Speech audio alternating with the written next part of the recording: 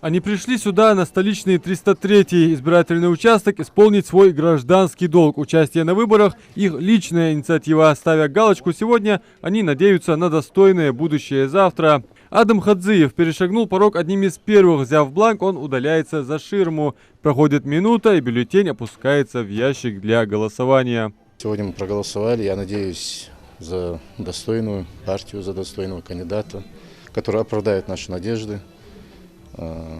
Хотелось бы, чтобы наш город Магас, столица Ингушетии, процветала и За Адамом сразу же проголосовала и его супруга Хава Ужахова, жительница Магаса, которая радеет, переживает и болеет за свой город. Хочу, чтобы этот депутат был порядочный, честный, пунктуальный, ответственный. Порядочный был в чем? В своих делах, поступках, к народу в первую очередь, к обществу. От него будет зависеть и дальнейшее будущее наше. Как жительница Магаса, каких изменений вы ждете? Ну, хотела бы, чтобы больше было сооруженных вот этих оборудований, которые для спортивных сооружений. Чтобы наша молодежь была больше увлечена чем-то, не тем, в той стороне, которую, как бы сказать, но были больше заняты спортом. 303-й участковый избирательный участок развернут в центре образования Магаса. На случай возникновения чрезвычайной ситуации здесь присутствуют сотрудники МВД и МЧС. На месте дежурят волонтеры и наблюдатели. Выборы проходят в спокойном штатном режиме, без нарушений. Люди приходят потихонечку, уже начали побольше приходить людей, голосуют, спокойно, все хорошо.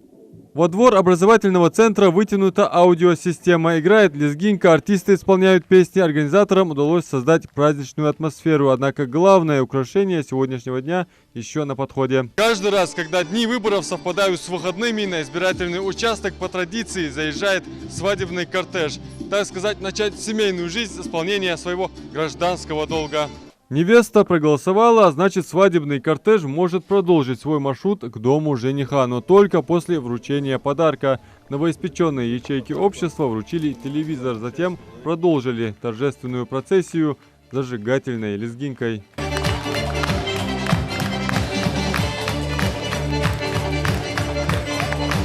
На каждом УИКе обязан присутствовать председатель участка. На 303-м это Мария Таршоева, которая и рассказала о том, как проходит единый день выборов. В нашем избирательном участке проходят выборы городского совета депутатов 5-го созыва.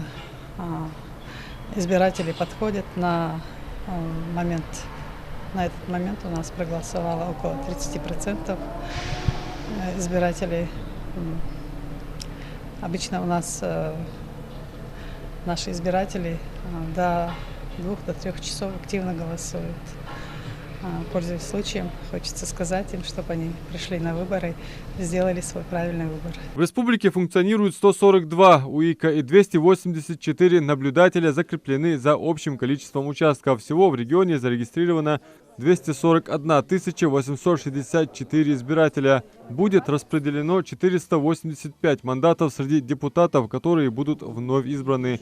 Об этом рассказали в общественном штабе по наблюдению за выборами в Республике Ингушетия. Сегодня такой светлый, погожий день, и мне кажется, что люди будут идти. До 8 часов вечера они имеют право проголосовать. И я думаю, что в процентном соотношении наш регион, как всегда, покажет очень хороший результат явки избирателей на свои участки. Также в общественном штабе мониторят ситуацию в ежеминутном режиме на всех избирательных участках благодаря мобильным группам. От общественной палаты сегодня сформировано 10 мобильных групп по контролю за голосованием, которые объезжают избирательные участки всех районов, городов и населенных пунктов республики с 8 утра. Присылают фото и видео отчеты.